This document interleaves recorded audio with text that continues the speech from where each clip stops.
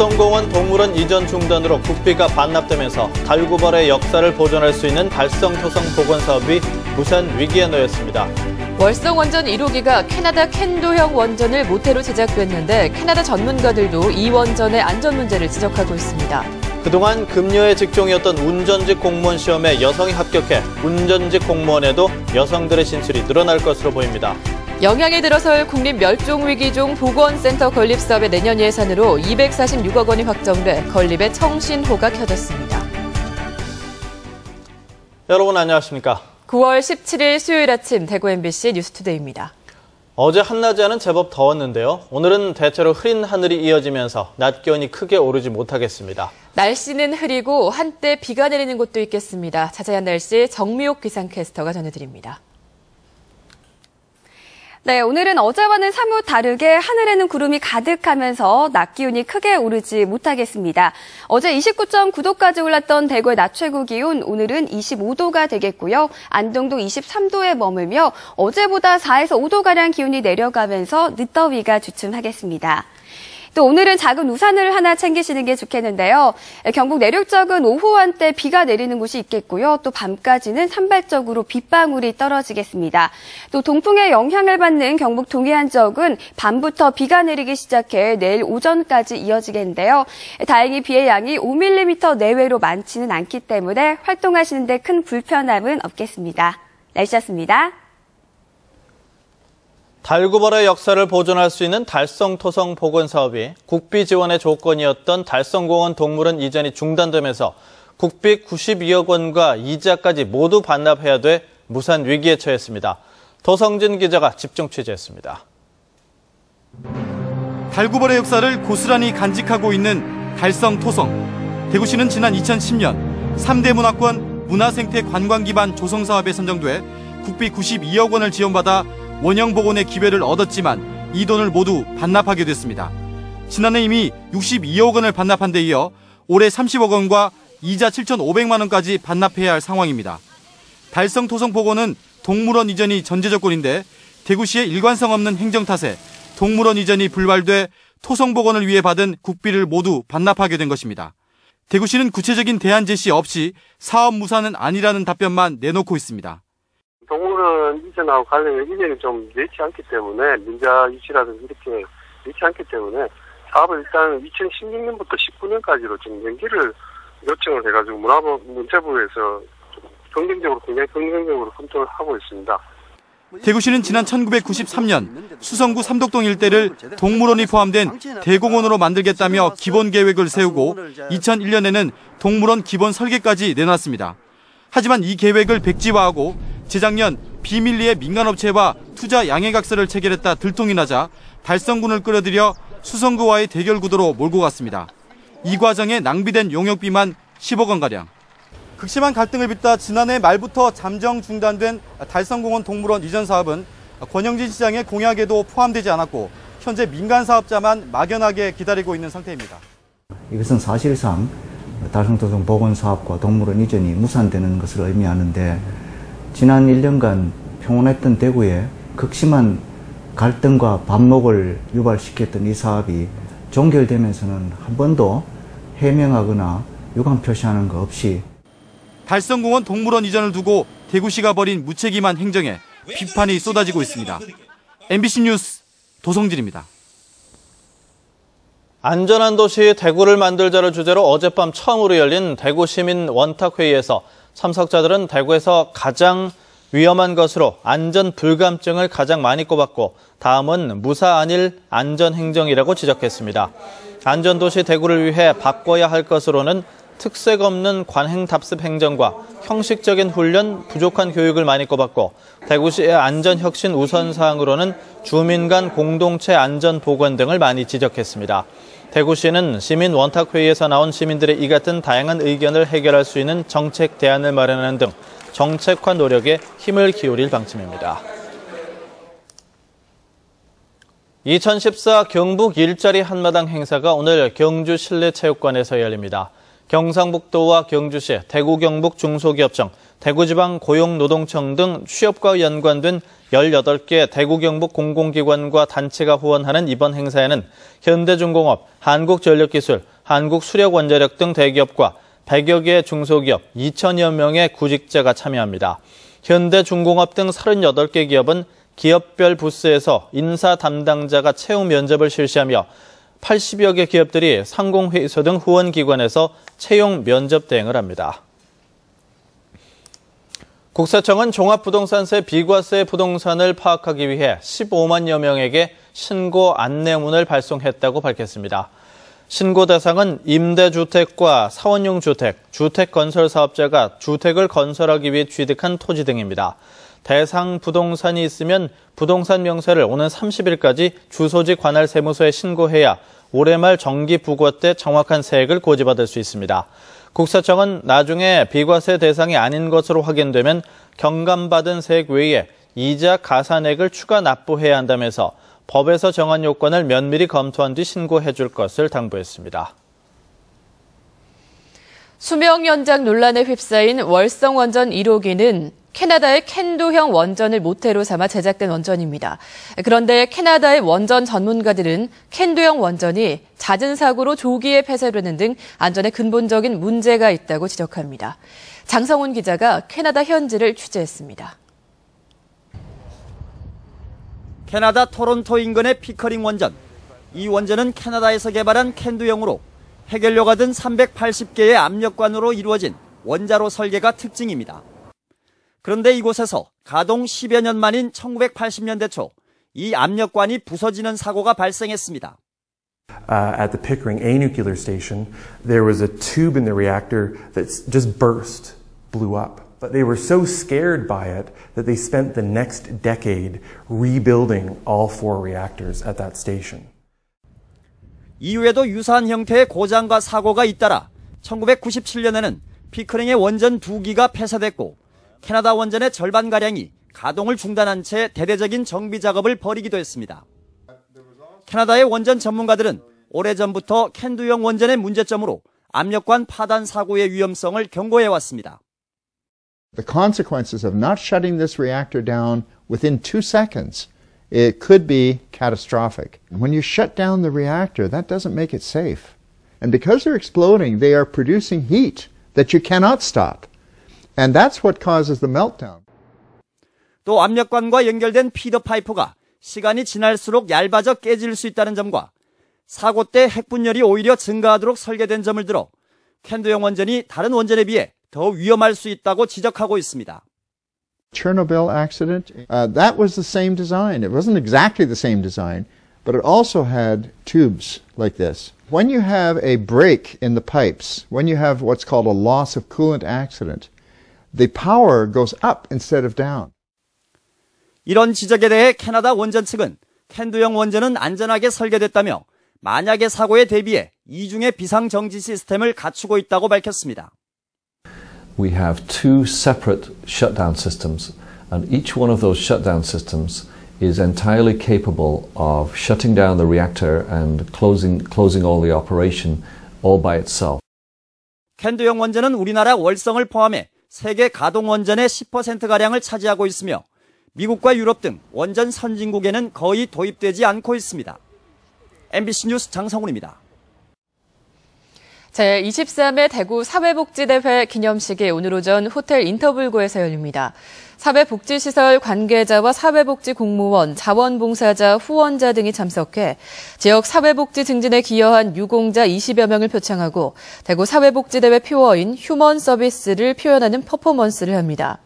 대구시는 사회복지의 날은 사회복지 사업의 이해를 증진하고 사회복지 종사자의 활동을 장려하기 위해서 지난 1999년 법정 기념일로 제정 공포돼 올해 제15회 사회복지의 날은 지난 7일이었고 대구 사회복지대회는 지난 1991년에 시작돼서 올해로 23회를 맞았다고 밝혔습니다. 제7회 경상북도 식품박람회가 오늘 경주 세계문화엑스포공원에서 개최돼서 나흘 동안 계속됩니다. 경상북도 주최 한국외식업중앙회 경상북도 지회 주관으로 경북의 전통 음식과 23개 시군 대표 음식이 전시되는 주제 전시관, 이스탄불인 경주 엑스포 행사에 참여하는 터키 음식을 소개하는 특별 전시관 등 다양한 전시 행사가 열립니다.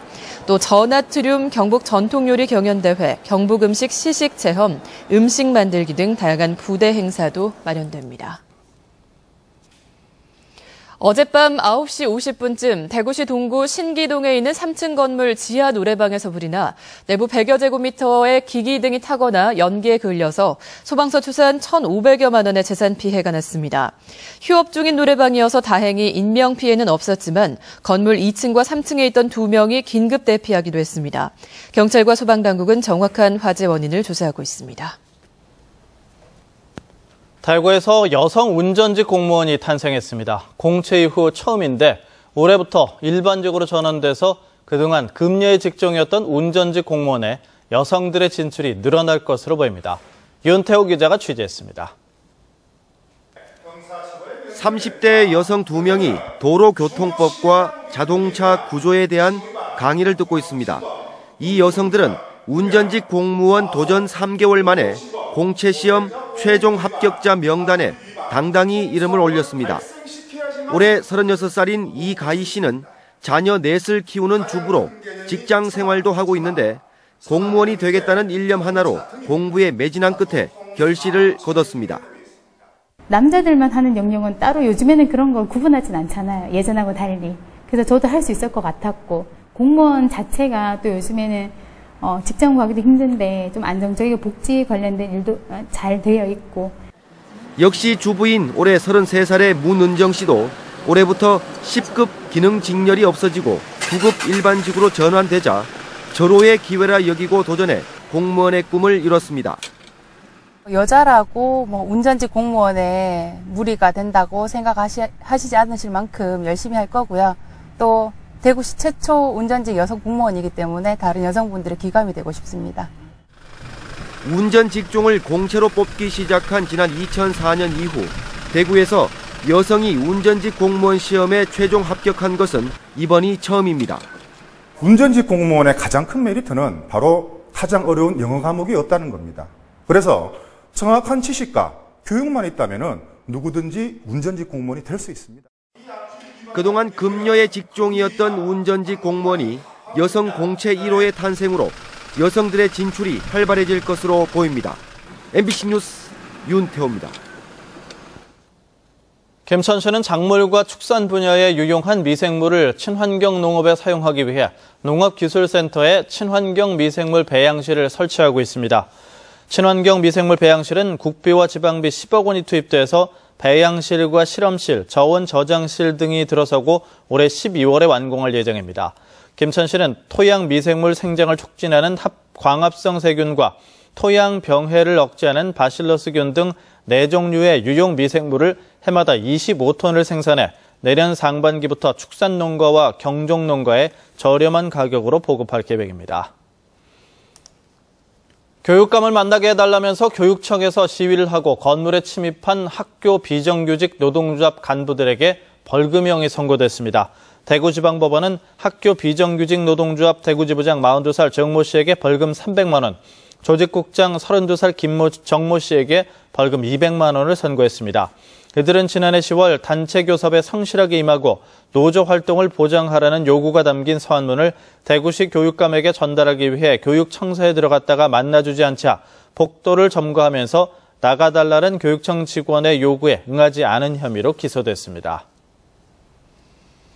영양에 들어설 국립멸종위기종 보건센터 건립 사업에 대한 내년도 국비 규모가 드러났습니다. 기획재정부 심사에서 246억 원이 확정됐는데 완공이 되면 고유의 생물 자원 보존과 연구 활동에 크게 기여할 것으로 기대됩니다. 이호영 기자가 보도합니다. 국립멸종위기종 보건센터 건립 예정지인 영양읍 대천리. 보건센터가 들어설 면적은 이 일대 255헥타르 76만 평으로 시라소니 등 포유류와 조류, 곤충류, 식물 등 멸종위기 동식물의 종보건과 증식에 관한 연구, 그리고 야외 자연 적응 훈련장 등이 만들어집니다. 연구시설뿐만 아니라 일반인과 전문 인력을 대상으로 하는 교육 프로그램도 이곳에서 진행합니다. 국립멸종위기종 보건센터 건립사업에는 모두 841억 원의 국비가 투입됩니다. 전액 국비 사업으로 내후년에 완공됩니다. 내년도 사업비 246억 원은 기재부 심사를 통과했으며 국회 승인 과정만 남겨두고 있습니다. 현재 기본 및 실설계를 추진 중에 있습니다. 그리고 다음 달 공사 업체를 선정해서 올 연말 안에 착공할 그런 계획이 있습니다. 보건센터 건립은 무분별한 남획으로 점점 사라져가는 멸종위기 야생 동식물을 체계적으로 정식 복원하기 위한 것으로 청정지역 영양군이 적지로 선택됐습니다. 경북 지역에는 이 밖에 영주 토종여우 종보건센터와 상주 국립낙동강 생물자원관, 봉합 백두대간 수목원 건립이 추진되면서 생태산업 육성 기반을 다지고 있습니다. 경상북도는 보건센터 건립이 완료되면 한국 고유의 생물자원 보건과 함께 생태 관광을 통한 북부지역 경제 활성화에 크게 기여할 것으로 기대하고 있습니다. MBC 뉴스 이호영입니다. 국립종자원이 핵산 분석법을 이용해서 자두 품종을 식별하는 방법을 국내 처음으로 개발했다고 밝혔습니다.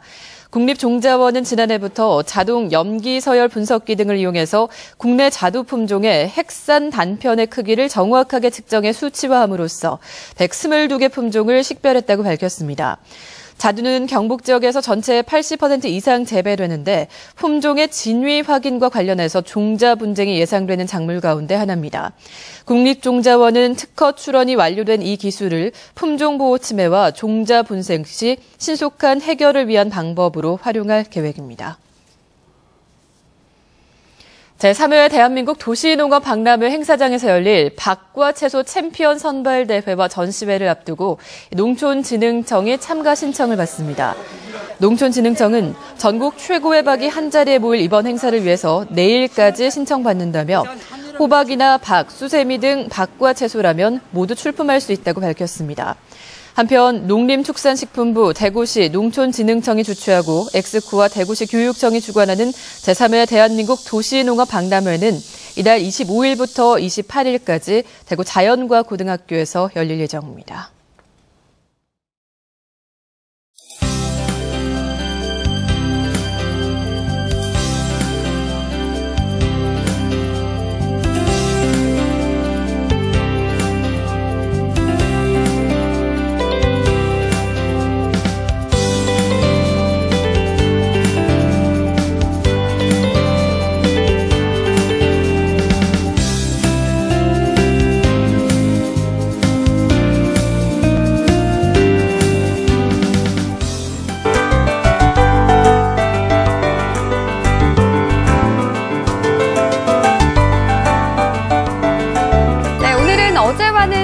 다르게 대체로 흐린 하늘이 이어지면서 낮 기온이 크게 오르지 못하겠습니다.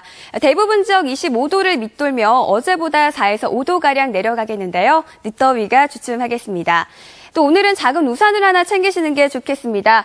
경북 내륙 쪽은 오후 한때 비가 내리는 곳이 있겠고요. 밤까지도 산발적으로 빗방울이 떨어지겠습니다. 또 경북 동해안 쪽은 동풍의 영향을 받으며 밤부터 비가 내리기 시작해 내일 오전까지 이어지겠는데요. 다행히 비의 양이 5mm 내외로 많지는 않기 때문에 활동하시는 데 큰 불편함은 없겠습니다. 현재 보시는 것처럼 우리 지역은 온통 구름으로 뒤덮여 있습니다. 오늘은 기압골의 영향을 받으며 종일 흐린 날씨가 이어지겠습니다. 대구의 현재 기온은 22도로 어제보다 조금 높지만 낮 기온은 5도가량 떨어져 25도가 되겠습니다. 상주는 현재 18도, 한낮에도 22도에 머물겠고요. 북부 지역도 아침 기온은 어제보다 올라 있지만 흐린 날씨 속에 낮 기온은 24도를 밑돌겠습니다. 동풍의 영향을 받는 경북 동해안 지역 밤부터 비가 내리겠고 낮 기온은 23도 안팎이 예상됩니다. 바다의 물결은 0.5에서 1.5m로 일겠습니다. 내일까지도 한낮에는 선선한 날씨가 이어지겠고요. 이후로는 다시 기온이 오르다가 일요일에 다시 한 차례 비가 내릴 전망입니다. 날씨였습니다.